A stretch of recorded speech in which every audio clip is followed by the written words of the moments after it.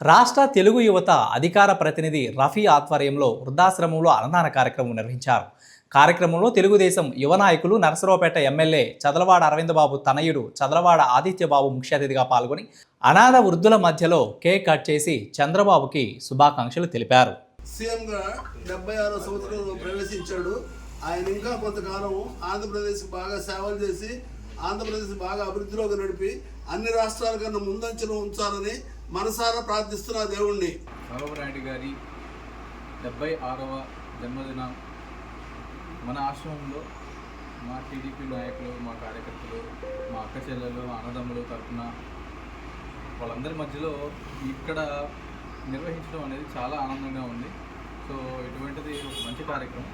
So ఆ కార్యక్రమంలో నేను కూడా పాలు పంచుకోవడం అనేది చాలా ఆనందంగా ఉంది.